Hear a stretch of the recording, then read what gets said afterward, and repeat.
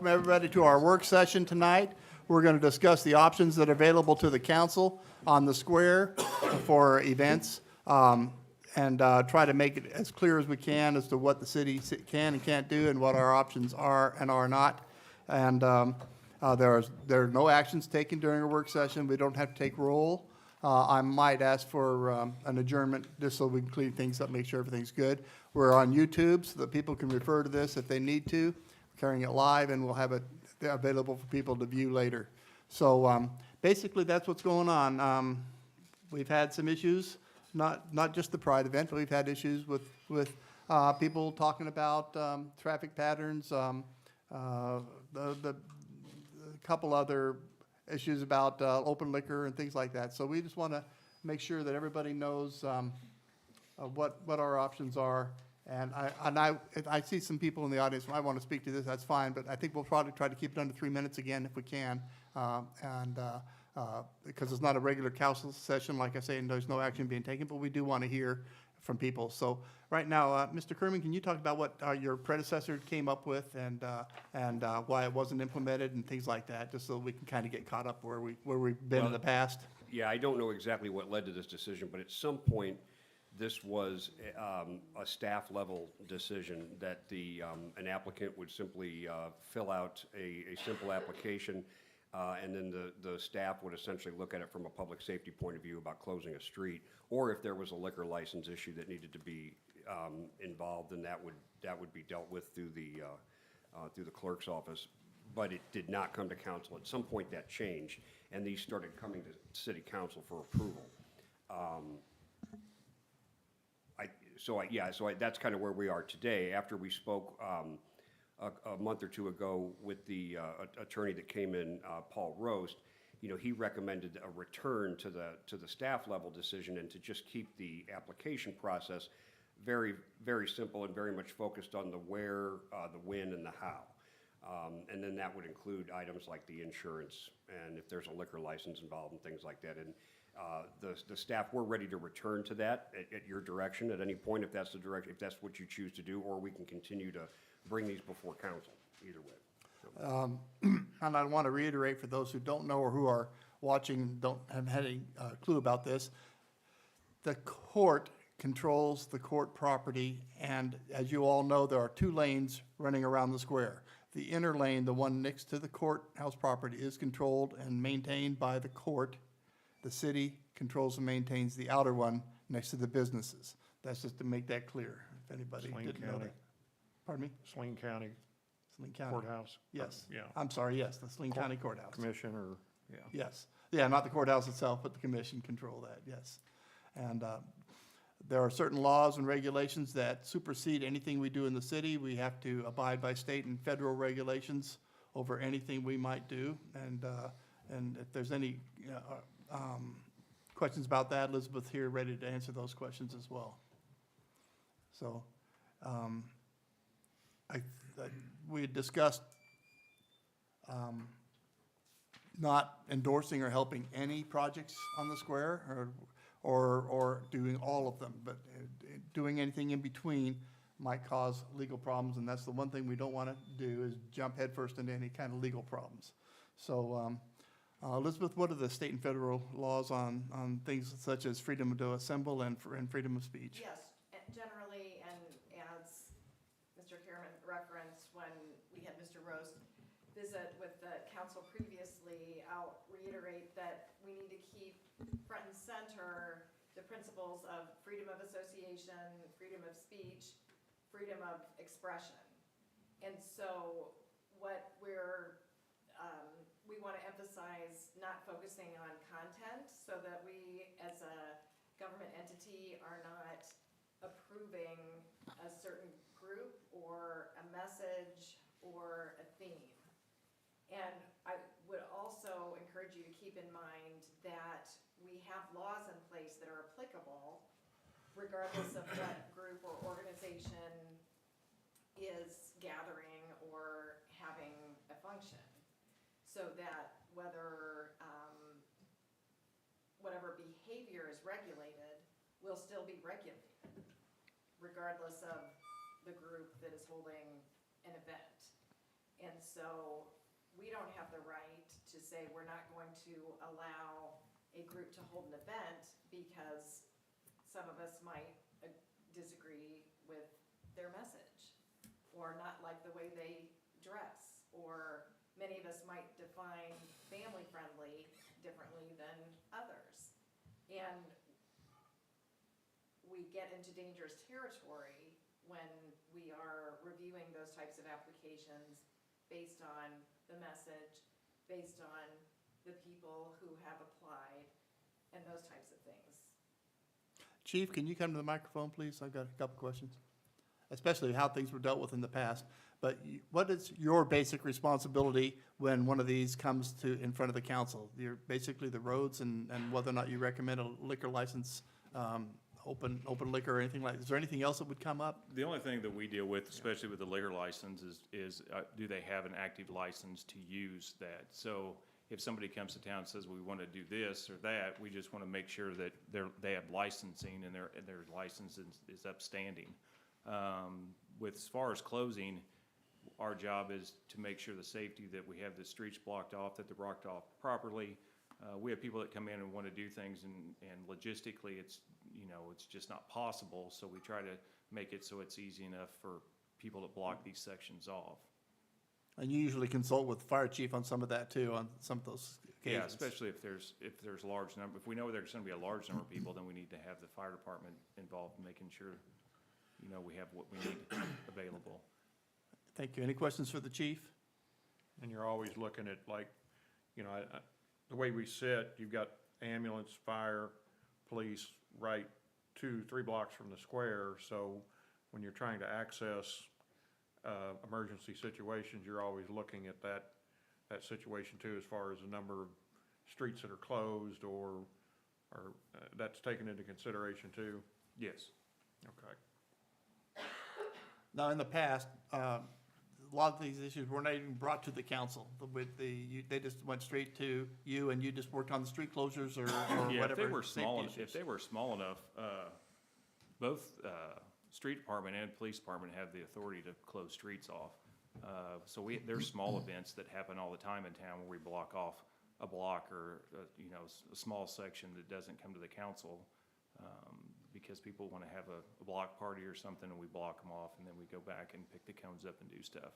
So smaller events we do frequently, we don't have council approval on. And it's mostly just for council information. The council doesn't have to approve or deny any of those unless they're brought before them with a specific request, correct? Correct. Thank you. I wanna thank you for mentioning that, because I've had several people say, well, I was driving by, why was that street closed? And I said, I don't know. And they said, well, doesn't they have to get council approval? And I said, well, apparently they didn't, but There's- now I know the reason. I know on 4th of July where there's several places that have had parades in the past, and we block them off and have small block parties that they block off, and we don't come to council. We just take the cones out and block it off, and then when it's over with, we come back, pick the cones up, and go on. Nobody will probably ever ask me that again. If they do, I'll have the answer. Question. So, let me make sure I paint this picture right. So if I wanted to have the square blocked off or something like that with liquor, right? Is there a form or something you fill out and give to you, for approval to do this? Not right now, there's not. So, and I guess my next question is, if you do it, and let's say the square's blocked off, whose liability insurance? I mean, do we check for insurance, the people that's putting this on? Well, that's why one of the things we've talked about is this one that we've looked at for having it would require them to have insurance so that we know they're insured, because right now we don't. Right now, if we have these events, we don't have insurance. And so the city's still on the hook? That's a good question. It could be. Yeah. It could be, yeah. That's something we're gonna have to resolve. I mean, that's one of the things that we talked about is we're having these events and we're approving these events, but we're not making sure that they have insurance for these events. And right now, we don't have that mechanism in place to say you have to have X amount of insurance to have an event on the square or to have an event anywhere in town. Now, we wouldn't be liable for anything happening on the courthouse if they approved it, on the No. courthouse lawn. No. So we're talking about the surrounding streets and that outer street. Thank you. Now, would that liability shift at all? or the potential liability shift at all if we change the way, I mean, all we're really approving is a street closure. We're not approving an Actually, we're event. just approving the chief to close the Okay, streets. approving the change. So if, I mean, does the mechanism by which that happens have anything to, I mean, to me, and Elizabeth, if the city's not approving an event, they're just merely approving closing streets, where does the liability for the city come in there? You just, if you think about, somebody can always allege that there's negligence, or that the city has not met the standard of care for, there's a huge pothole, for instance, and somebody steps in it and breaks an ankle. That's an example of, if that's happening during an event in the square, then they might make a claim. Would that be But any that's different if not- there was not an event going on and somebody stepped in a pothole? No, if there was not an event going on, the city could still potentially have liability for that type of situation. Yeah, but you're right, regardless of whether there's an event going on or not. Okay. So there's maybe no extra liability associated with closing streets for an event? I'm just asking. I never want to say never, because you can always have some weird fact pattern that can Well, come up, but if we require somebody to have insurance, that gives us a layer of protection. Okay. Now, Again, I would say if we do it, then we have to require everybody, doesn't matter what Right. their message is or who the group is, that we can't base those requirements on their message, Sure. on their religion, on their lifestyle, et cetera, et cetera. But so if you want to think about, do you want to entertain the possibility of going back to the way they used to do it, where there's an application that anybody can fill out, that whether it's for a Christmas party weekend, a parade on the square that the chamber's throwing, whether it's a religious group, whether it's celebrating anything and everything, they would fill out the same application, go through the process with the city, with the chief of police, with the fire chief if necessary, and then it would not be in front of you all to say, yes, you're approving closing the streets, and not be in the business of getting into all of those details. That's up to you to consider. And some of the things in the past that we've looked at, especially when you talk about trash and sanitation, when they have these events, if they're big events, you know, there's calls for extra sanitation and picking trash up and doing that. And when we did this in the past, you know, we would tell people, you know, you're gonna have to pay X number of dollars to pick this up and take care of this. And that's one of those checks and balances that when each department speaks with them, they each have that ability to say, hey, this is what you're going to need to have this event No, function. I think that's a good idea, and I'm not opposed to the insurance requirement for large events. What I'm a little skeptical on is, you know, if somebody does want to just block off their block because they've got a bunch of kids graduating, they want to have a block party, I mean, does that still require insurance? That's something that the board of directors at our risk pool that handles our property and liability insurance has been struggling with for all the years I've been on that board, is at what point do you require an entity or even just a group of neighbors to produce a certificate of additionally insured or liability insurance? One of the approaches that they've adopted just this year, it's very new, so I don't have a whole lot of information on it, but NPR is attempting to offer to its pool members like us a program where we could hand somebody a card. They could call that number, and it'd be Travelers or whomever, and say, I need event insurance for a block party, and then they could get it at some reasonable rate. That's gonna have to be part of the discussion when we move this, if we move it back into house, and if we, you know, in terms of cleaning it up, is what's the threshold for requiring additional insurance? Because an organized group like the Chamber is already gonna have insurance, and that's gonna be a relatively simple thing for them to provide a certificate.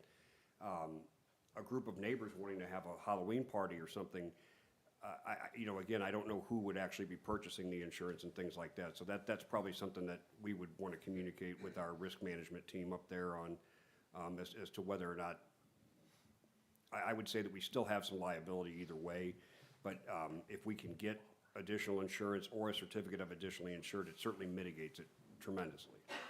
So, And that brings up the one time, we are covered because we're the city when we have trick or treat on the square, correct? Well, if the city has an event, the city's Right. covered by their own insurance. Right. That was about, whether we sued either way, Yeah. that kind of thing. And, I don't think it's unreasonable to expect someone having an event up there to carry some liability insurance. I don't know, it probably costs more now, but 20 years ago, whenever I was on the soccer league, I worked a lot of tournaments and they were required to have like $1 million single event liability insurance. It was only like $150 or $200. So, and it's always second payer, so, that keeps the cost low, but I can't imagine it's gone up more than 8 or 10 times since then. Right. I don't know. In 1 year. Yeah. Okay, I'd like to open up, anybody in the audience wants to speak on this, that'd be great. How much of this is, are we really voting to close the street? Not really, we're voting to let the chief make a decision. That's what I'm wondering, and then are we even, as far as open container, is that really the only thing we have to vote on to allow open container? Or is that still something chief just says it's fine? Get your calisthenics out. Shot myself there. That can be an easy change. We can change the ordinance to allow me to make that decision. That way that doesn't have to come to council. And I don't mind it coming to council. I'm just wondering really what is more of just for show and looks and what is really necessary? I mean, because we're the ones that regulate the alcohol. We're the ones that determine what, I sign all their licenses every year. You write We- the tickets we for det- open We determine container, whether or you- not they have a valid one, so we're the ones that they're gonna have to come to say whether or not they can have it. So it's up to you all. We can make it so that I can approve it without the council having to make that decision. Chief, is that something that you want to be able, do you want all the pressure on you to approve or I not? mean, a liquor license isn't that big a deal. Okay, I agreed, but I think we need to make it clear that, it's not like you have discretionary authority to approve this event because you like it Right. and not approve this event because you don't. It's simply, they have all the checklists, it's approved. Am I saying that right? Yes. Okay. And we still have to vote on liquor licenses for the city, and I get that. Yeah, it just seems like they come before us and we're like, well, chief, are you okay with this? And then we're all like, yes, yes, yes, yes. At some point, it becomes a show, and I think that's kind of what we're talking about here, what we really can and. And you're signing new liquor licenses, so. Yeah, that's every year different when they than, come through, you'd be amazed how many liquor licenses we have in this town. I spend Yeah. 40 minutes signing every liquor license that comes. I was talking more about open container and for Bud's deal and things like that. Is that something that we're really approving, or are we just giving a token wave over it because we all look at you and go, hey, are you cool with that? So, Let's say there's behavior on the square, drunkenness or whatever, and we don't have it covered by our ordinance, do we then just revert to the state's laws on that sort of thing? I don't get what your question is. Oh, there was some talk about family-friendly on some of the events and the potential for lewd behavior and that sort of thing. Well, lewd We have some laws in the city, but the state's laws would supersede anything that would be different, correct? We have ordinances that if you're acting up in public, you can't do that, so. And state statutes as well, and peace disturbance as Yeah. well as sexual misconduct related statutes and, Yeah. So we're covered. you can't go streaking through the quad. no. It's frowned upon. But I mean, that's just like we had Return to the Roost. It was a huge event in this community. There was a lot of people up there, and it was a very, very good event. I mean, there was alcohol sold, there was a lot of alcohol consumed, but everybody behaved themselves. They had a good time. People always gripe and complain there's nothing to do in this town, and then they gripe and complain when we do have something in this town. So, I mean, you kind of get both ends of it, and you all end up with both ends of it all the time. So is there any consensus among the council how we'd like to deal with this? Do we want to continue as we are, or do we want to look at perhaps something that, the who, where, and what, is that what you said, or who, where, and why? And look at insurance and that sort of thing, and have a form of some sort? And then we can review that form and then pass it? Is that what you're? I would like to see, I mean, I have no problem with who does what, but a lot of that stuff, I mean, if somebody just comes in and says they wanna do something on the square, everybody's like, oh yeah, well, hell, we don't even know what's going on, or if they got insurance or anything like that. So I'm all for the little, I think we should have a form to at least fill out, and bring back. And then I'm all for people having insurance. Right. This would go under the purview of public safety and public relations. So Nathan and Charlie would be the ones. So it looks like maybe you get to start working with JD on reviewing a form and bring it to the council in sometime in the near future. Is that acceptable to everybody? To let that committee look at it and come back with recommendations? Yeah, some kind of application. Yeah, no, I'm in favor of that too. Is that just for events on Square? We're gonna talk about? No, that would be citywide. The square is the focus of all this, but parades, coming down Miami and Arrow and that sort of thing, everything I think should be included in this. So anything that involves, just anything that involves a closure of a street? Anything that might involve action by the police department, I think, maybe, or something like that. If somebody just wants to have a little, 5 or 6 people on the square having a dinner together, that shouldn't be applicable. But at some point, what do you think, If JD? we're closing a public street, we need to rely on the authority that you've granted either the street superintendent, Randy, or the authority that you've granted the chief of police. So the form should reflect that authority as expressed in the ordinances that you all have given to these, to these two With the positions. exception of anything that happens on the courthouse square or that inter road. We don't really have any control over that unless a law is broken otherwise above and beyond the right to assemble and freedom of speech. Yeah, I don't know that I don't know that anything in our form or our vetting process would really deal with that, because we control all the streets around it that feed that interior, and so any public safety sort of related decisions are gonna be ours to make. So, I guess it would be unusual to have a situation where the county commission took one position and it was different than what ours was.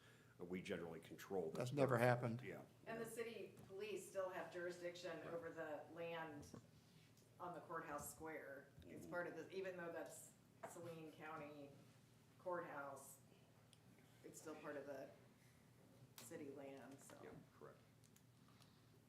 Great. Okay, Nathan, we're gonna turf it to you and Charlie, okay? All right. All right.